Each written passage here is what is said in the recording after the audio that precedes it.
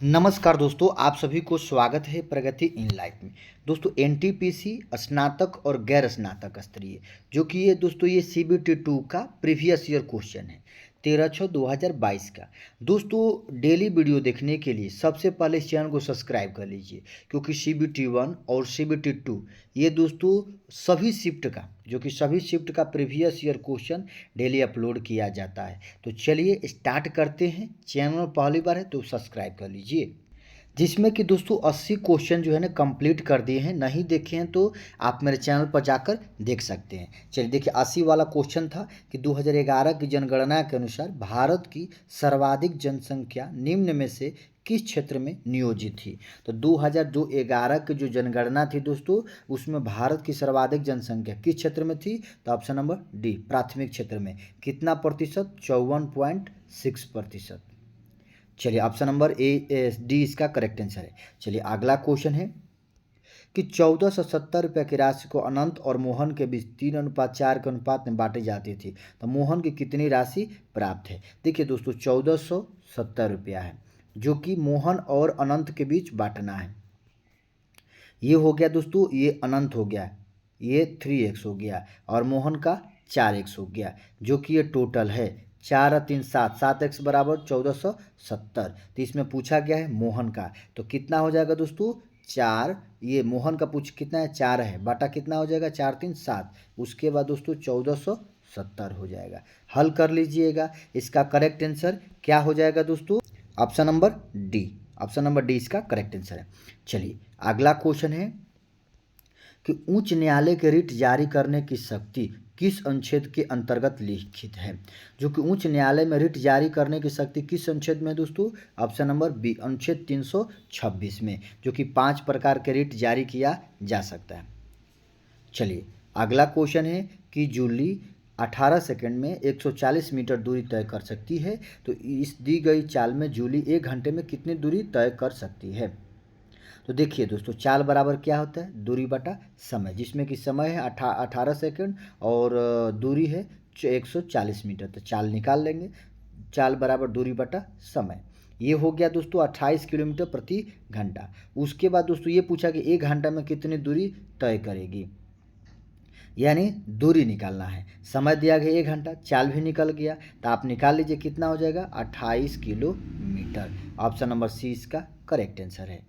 अगला क्वेश्चन है दोस्तों, दिया गया है कि 7 मित्र, देखिए 7 मित्र के L M N O F और क्यू एक सीधी बेंच पर उत्तर की ओर मुख करके बैठा है। एम और क्यू किसी भी सिरे पर नहीं बैठे हैं। के ठीक मध्य स्थान पर बैठा है। क्यू और एन के मध्य केवल पी बैठा है। एल के दाईं ओर तीसरे स्थान पर बैठा है। के ओ के दाईं ओर ठीक बगल में बैठा है। तो आपको बताना है दोस्तों बाएं सिरे पर कौन बैठा है। तो इसका करेक्ट आंसर दोस्तों ऑप्शन नंबर ए आ जाएगा, एन। देख लीजिए। चलिए अगला क्वेश्चन रीजनिंग से है दोस्तों। अगला क्वेश्चन है कथन और निष्कर्ष से। कथन में है कि सभी पेन जो है पेंसिल है, कुछ पेन किताबें हैं। निष्कर्ष में है दोस्तों कि कुछ किताबें पेन हैं और कुछ पेंसिल किताबें हैं। तो आपको बनाना है। तो देखिए ये डायग्राम बनाया गया है, ये देख लिए किस प्रकार बनाया गया है। इसका correct answer option number C आ जाएगा, केवल निष्कर्ष 2 पालन करता है, जिसमें कि कुछ पेंसिलें किताबें हैं। क्या है, कुछ पेंसिलें किताबें हैं। चलिए अगला क्वेश्चन है दोस्तों, जो कि 144, 360 और 504 का एचसीएफ निकालना है, यानी महत्तम समापवर्धक निकालना है। तो दोस्तों जो कि 144 हो गया, 360 हो गया और 504। सबसे पहले दोस्तों इसका हम डिफरेंस निकालेंगे। जिसका डिफरेंस कम होगा उसे घटाएंगे, नहीं कटेगा तो उसको फैक्टर कर देंगे। तो इसका जो है ना करेक्ट आंसर दोस्तों ऑप्शन नंबर सी आ जाएगा। क्या आएगा, ऑप्शन नंबर सी, जो कि एचसीएफ आप लोग निकाल लीजिएगा। चलिए अगला क्वेश्चन है दोस्तों, ला डलहौजी किस अवधि में भारत का गवर्नर जनरल था। तो दोस्तों ला डलहौजी जो है किस अवधि में भारत का गवर्नर जनरल था। तो इसका ऑप्शन नंबर डी है, जो कि 1848 से 1856। चलिए अगला क्वेश्चन है कि एंथ्यूरियम जिसका नामकरण एक प्रसिद्ध फूल के नाम पर हुआ, यह निम्नलिखित में से किस राज्य का एक प्रमुख पर्व है। तो इसका correct answer option number A Mizoram का। चलिए अगला क्वेश्चन है दोस्तों कि कोणार्क का सूर्य मंदिर खाली स्थान के लोकप्रिय नाम से जाना जाता है। जो कोणार्क का सूर्य मंदिर है किसके नाम से लोकप्रिय नाम से जाना जाता है? पहला ऑप्शन है श्वेत पैगोड़ा, दूसरा है काला पैगोड़ा, तीसरा है कांस्य पैगोड़ा, चौथा है स्वर्णिम पैगोड़ा। तो जिसमें कि दोस्तों कौन सा है? तो ये जो है ना ऑप्शन नंबर इसका ऑप्शन नंबर बी काला पैगोड़ा। चलिए अगला क्वेश्चन है, दिया गया है कि भारत खालिस्तान के जन्मदिन के अवसर पर राष्ट्रीय एकता दिवस मनाया जाता है। तो दोस्तों राष्ट्रीय एकता दिवस किसके जन्म दिवस पर मनाया जाता है? तो ये option number D Sardar Vallabh भाई पटेल। देखिए राष्ट्रीय एकता दिवस सरदार वल्लभ भाई पटेल के जन्मदिन पर मनाया जाता है। कब? 31 अक्टूबर 1875 से। क्या है? 31 अक्टूबर को ये राष्ट्रीय एकता दिवस मनाया जाता है। चलिए जो कि सरदार वल्लभ भाई पटेल के जन्मदिन पर। अगला क्वेश्चन है, खालिस्तान एक अंतर्देशीय नदी बंदरगाह है जो गंगा ब्रह्मपुत्र बेसिन के विशाल परिक्षेत्र में सेवाएं मुहैया करता है। कौन है दोस्तों? Option number C Kolkata. चलिए अगला क्वेश्चन है कि निम्नलिखित में से कौन सा एक मात्रक नहीं है? देखिए कैलोरी, एम्पियर, न्यूटन, ओम, कौन सा मात्रक नहीं है दोस्तों?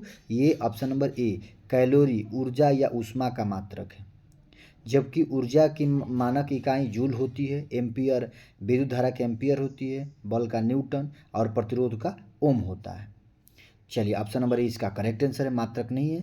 अगला क्वेश्चन है कि एक्सेल वर्कशीट में टेक्स्ट का डिफ़ॉल्ट वर्टिकल अलाइनमेंट कौन सा होता है? ऑप्शन देख लीजिए, ऑप्शन नंबर डी इसका करेक्ट आंसर है। चलिए अगला क्वेश्चन देखते हैं, 94 है। दिया गया है कि एक वस्तु की बिक्री पर आरंभिक प्रतिशत लाभ 74% है यदि वस्तु का क्रय मूल्य 50% बढ़ा दिया जाता है लेकिन विक्रय मूल्य वही रहता है, तो नया प्रतिशत लाभ ज्ञात कीजिए। दोस्तों इस प्रकार के क्वेश्चन हर बार हर शिफ्ट में क्वेश्चन पूछा जाता है। देखिए पहले सीपी 100 था, आरंभिक प्रतिशत लाभ 74, यानी इसका विक्रय मूल्य कितना हो गया? 174, लेकिन वस्तु का क्रय मूल्य 50% बढ़ा दिया है तो मैंने 150 हो गया, लेकिन विक्रय मूल्य वही रहता है, कितने? 174। तो लाभ पर नया प्रतिशत यानी 24 का लाभ हुआ किस पे? 150 पर इंटू 100 निकाल लेंगे, जो कि इसका correct answer option number B आएगा।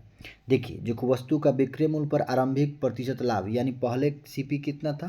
100 था, 74% का लाभ हुआ, यानी एसपी कितना हो गया दोस्तों? 74% का जब लाभ हुआ तो कितना हो जाएगा? 174, ये एसपी हो गया। लेकिन वस्तु का क्रय मूल्य 50% बढ़ा दिया, यानी पहले 100 था तो अब कितना हो गया? 150, लेकिन विक्रय मूल्य वही रहेगा, तो नया लाभ पूछ रहा है कितना का? 24 का, किस पे? 150 पर, बाटा 100 कर देंगे। चलिए अगला क्वेश्चन है, एक निश्चित कूट भाषा में SOF सोफा को इस प्रकार लिखा जाता है, ये CLO के क्लॉक किस टेबल को किस प्रकार लिखा जाएगा? तो ऑप्शन नंबर 20 का करेक्ट आंसर है। आप लोग बनाइएगा, देख लीजिए वो +1 +2 +3 +4 ये दोस्तों ऐड हो रहा है। चलिए अगला क्वेश्चन है, दिया गया है त्रिभुज ABC एक समबाहु त्रिभुज है जिसकी भुजा 12 सेंटीमीटर है। CD कोण C का समद्विभाजक है जो AB से D पर मिलता है और E CD का मध्य बिंदु है। BE की लंबाई ज्ञात कीजिए। तो देखिए दोस्तों ये डायग्राम बनाया गया है, किस प्रकार बनाया गया? इसका करेक्ट आंसर जो है ना option number D correct answer होगा, देख लीजिए। चलिए अगला क्वेश्चन है कि निम्नलिखित में से कौन सा एक रासायनिक अपक्षय प्रक्रिया नहीं है? कौन सा एक रासायनिक अपक्षय प्रक्रिया नहीं है? तो ऑप्शन नंबर ए इसका करेक्ट आंसर है तापीय प्रसार। क्या है? तापीय प्रसार।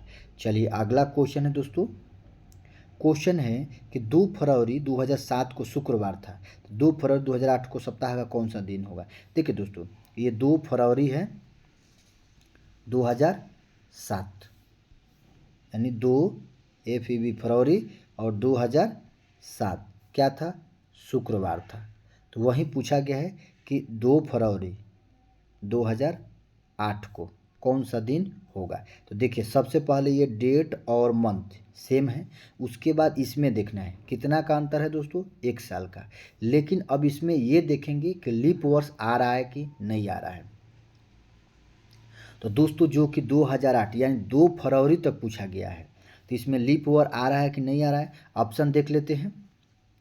देखिए इसका जो ऑप्शन है गुरुवार शुक्रवार, रविवार और शनिवार। तो इसमें दोस्तों जो कि शुक्रवार जो कि दिया गया है दोस्तों 2 फरवरी 2007 को शुक्रवार है, 2007 और 2008, यानी एक साल का 7 से 8। लेकिन इसमें लीप ईयर नहीं है, तो कितना बढ़ेगा दोस्तों, एक दिन बढ़ जाएगा। शुक्रवार से क्या हो जाएगा, शनिवार। तो क्या है 2 फरवरी 2008 को सप्ताह का कौन सा दिन होगा, तो शनिवार होगा। ऑप्शन नंबर इसका डी करेक्ट आंसर है। चलिए अगला क्वेश्चन है, दिए गए संख्या युग्म में से प्रत्येक में दूसरी संख्या पहली एक पर एक निश्चित गणितीय सक्रिया करके प्राप्त की जाती है। निम्नलिखित में से 3 संख्या युग्म एक समान पैटर्न में पालन करते हैं। देखिए ये जो 3 संख्या है दोस्तों समान पालन करती है, लेकिन एक नहीं पालन करती है, जो कि असंगत है। कौन सा होगा, ऑप्शन नंबर इसका सी करेक्ट आंसर हो जाएगा। चलिए अगला क्वेश्चन है, ब्याज की गणना तिमाही चक्रवृद्धि ब्याज आधार पर करते हुए 32,000 रुपये की राशि 12% वार्षिक दर से 6 महीने में प्राप्त चक्रवृद्धि ब्याज ज्ञात कीजिए। तो दोस्तों 100 नंबर का क्वेश्चन जो है इसका कमेंट बॉक्स में आप लोग आंसर बताइएगा।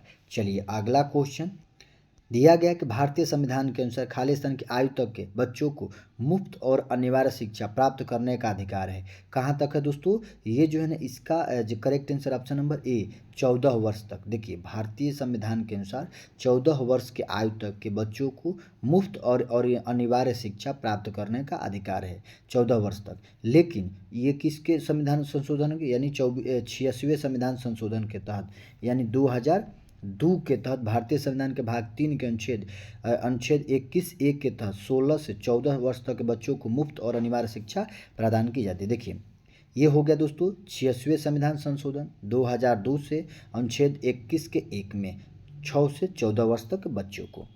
चलिए अगला क्वेश्चन है, निम्नलिखित में से कौन सा कथन सही है। आप लोग देख लीजिए जो कि दिया गया है, नियमित वेतनभोगी रोजगार और स्वरोजगार में बने रहने की प्रक्रिया को कार्यबल का आकस्मिक कहा जाता है।